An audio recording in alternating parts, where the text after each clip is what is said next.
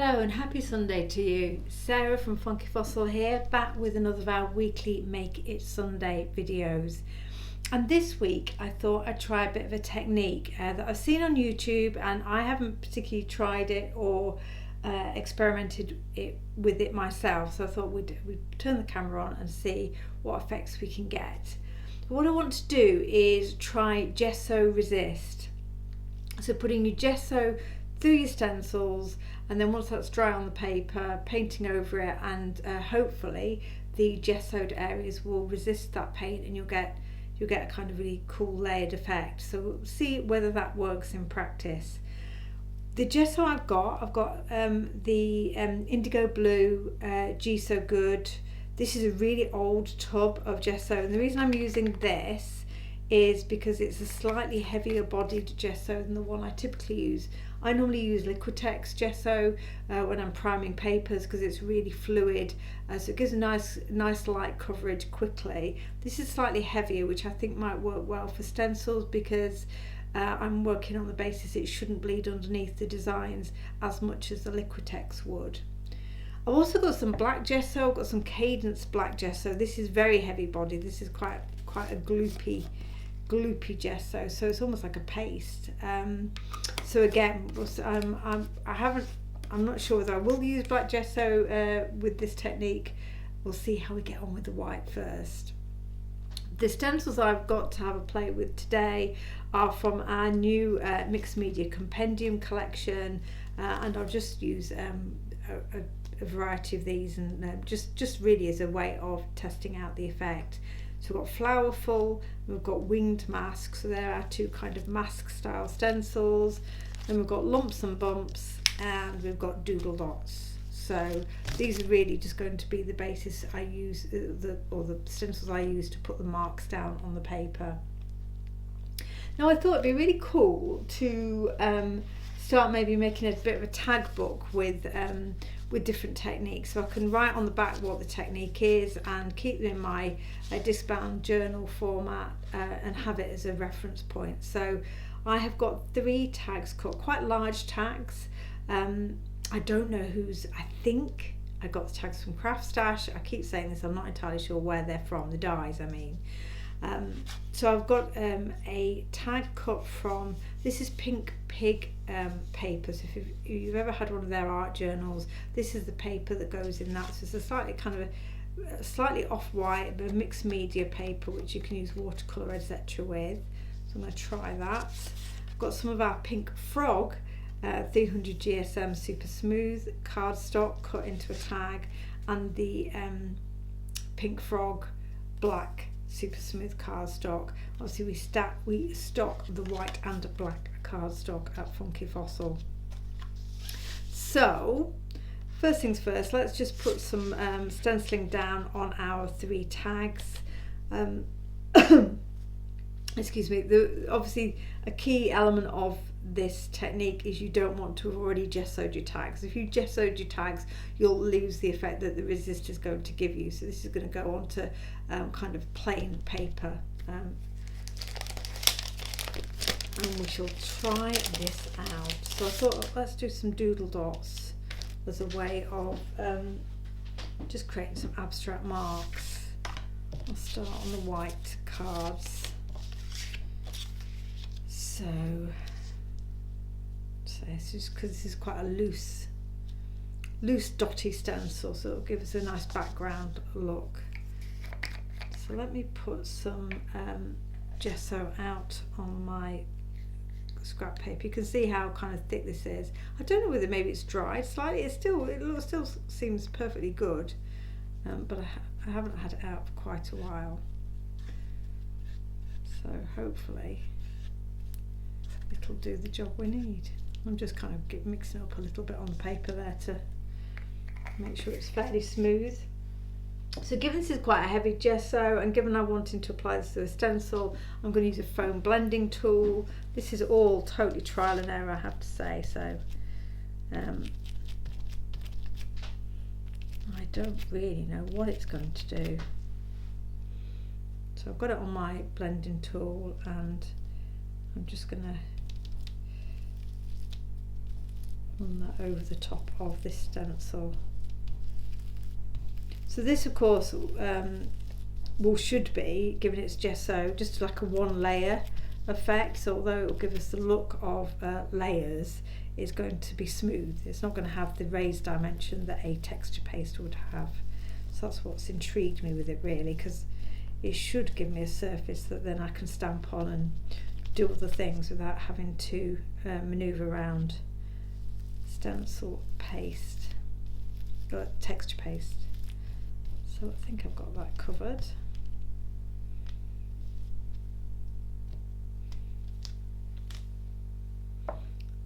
So, and I'm going for a relatively messy look here. This isn't about getting a perfect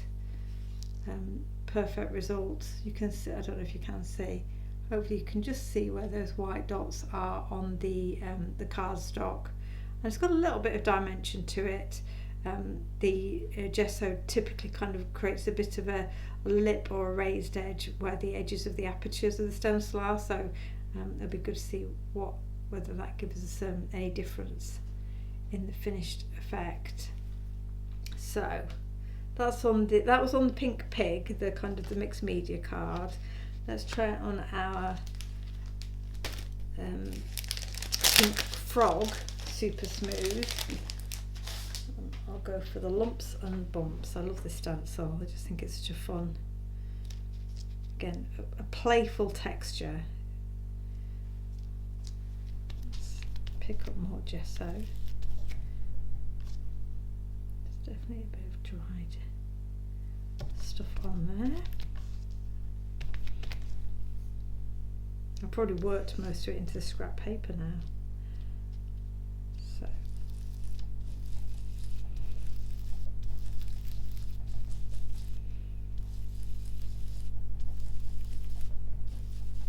and then from what I've seen on YouTube, and I can't remember where I saw the technique. I'm sure lots of people have done it, but I have seen a YouTube video where this was being demonstrated. Obviously the next layer that you put on top will be acrylic, although I might try it with some of the Art Inspirations water-based inks as well, see whether that gives us the resist. And as with all these techniques, it's just about having a play and seeing what results you can get, and that it's more often than not in the unexpected results that you get something that you think, oh, I'll do that again. So I'm trying to be fairly heavy-handed with the gesso because I am wanting something to have dried on our surface that's going to give us the basis for that resist, but I'm also I'm trying to avoid getting too much of a bleed underneath.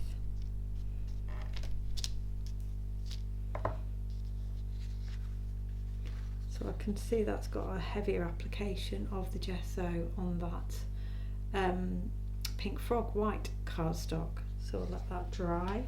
Let's try some of the white gesso on the black cardstock. Let's go back to dots.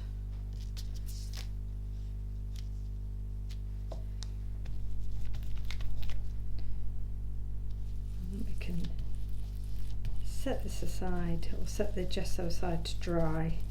Obviously you want it dry before you apply anything over the top. Otherwise it will just move with the layer that you put on top. So obviously you'll see this much more clearly on the black cardstock.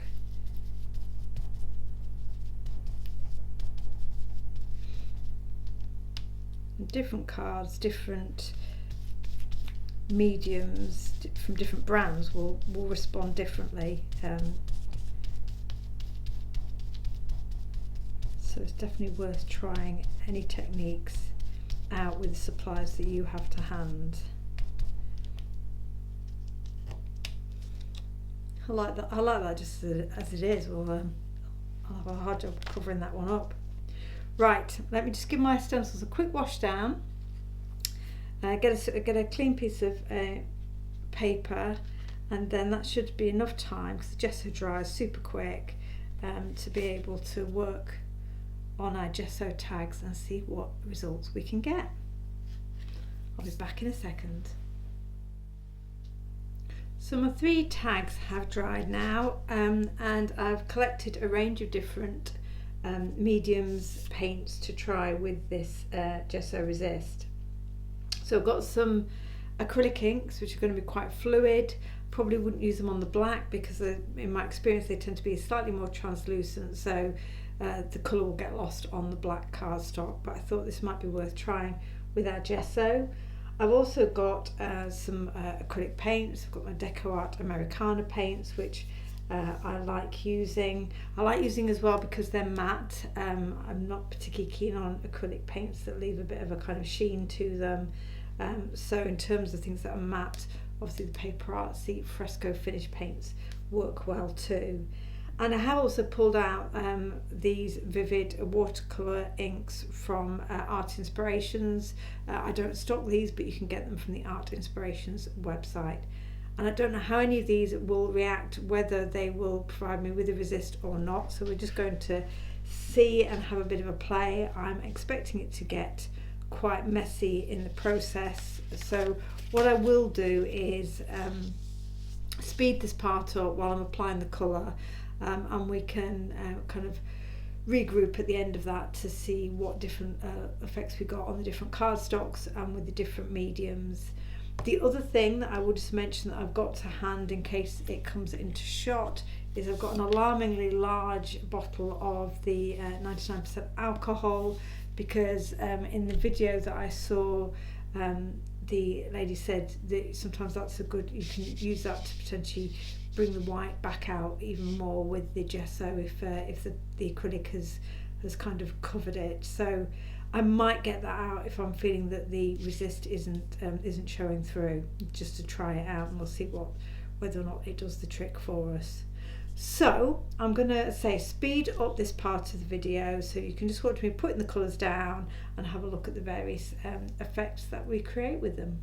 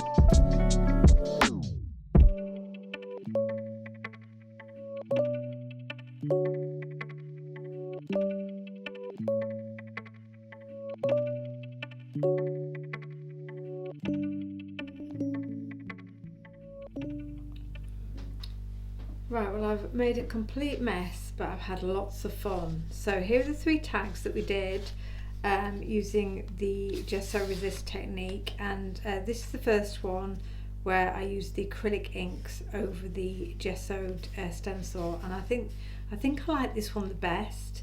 I didn't need to use any alcohol on it. It just seems to give me a nice contrast between the gessoed pattern and the inks, and I think because the acrylic inks are a little bit more translucent, it means you don't need to work so hard to bring the stenciled elements back out. So I think that's my favourite of the ones that I tried today. This is the one on white cardstock with gesso, and this is the acrylic paints, and I do like this one as well. Probably just would have chosen a different colour combination, but I think what I did do is I did go back in with a bit of alcohol just to bring out these dots slightly more, but I do like the soft look this one has. So I think this would be my second of the different variations I tried. Not so keen on this on the black. Again, I'm just not sure about it. But I mean, you can still see, obviously it has resisted, you can still kind of see that pattern nice and clearly. So yeah, I'll have a think about that one. It certainly worked, but I'm not quite sure how often I'd use it in practice. Then the last stenciled design I tried, I used the water reactive inks, the watercolour inks, which are a very similar colour combo to the acrylic inks that I used at the very beginning. And you can still see the pattern, but it's much more subtle and faded and ghost-like. So again, it's there, and the gesso obviously does resist a number of different kind of mediums that you can use over the top, but this one probably doesn't give you as defined a pattern. But I do think it's still it would still make a good starting point for a layered project over the top. Other bits and bobs that I've got now from having had that crafting session, this is the mop-up that I used over this tag, and I love this because you can see the pattern of the stencil kind of has come through in the way the ink is transferred. So I will definitely use that for something. This is the mop-up of those beautiful watercolour inks from Art Inspirations. All I did was add a bit of yellow just to kind of create a bit more variation, but that again will be a great starting point for a background. So what I'm going to do now is go away and use this technique, probably with the acrylic inks, to make a background on a journal page and create a finished project, and I will share that with you before we finish the video. So I shall see you back here in a very short while. So I've used the gesso resist technique on this 6x6 journal page, and hopefully you can see the flowers in the background there. I used the acrylic ink over the top, so very much as I used in the first tag that we did here, and I think I used my Pink Frog super smooth white cardstock. So I really like how that's ended up, because it does, you can see it, but it's not going to overwhelm the focal point that you want to add to your page. In terms of creating the focal point and the various kind of layers that we put onto this journal page, I white heat embossed butterflies from our newly released Wings of Change A5 stamp set, added the sentiment, extended the sentiment with the bee using our lovely new A6 grungy type stamps. Obviously you've seen this stencil already. This is the flowerful stencil that I've used in the background on opposite corners, and then I just added a few marks with our fabulous new A7 stamps. So we've got a circle burst there, you can see them just kind of around the edges, and the fantastic fuzzy numbers, which again I've added just the intentions that they're there, they're subtle, they're adding to that level, that idea of the kind of the layers building up. So a super simple page. Now you've seen the gesso resist technique, you can see how it was done, and hopefully you'll give it a go too. So do let me know in the comments below whether you like this technique, whether you'd like to try it, and whether you'd like to see more technique videos in future Sundays. Please like and subscribe to the channel if you don't already. I pop new content on every Sunday, and we're live every Wednesday evening too. So lots for you to enjoy. Thank you very, very much for your company this Sunday, and I hope it's inspired you to do something creative today. I'll see you again next week. Bye for now.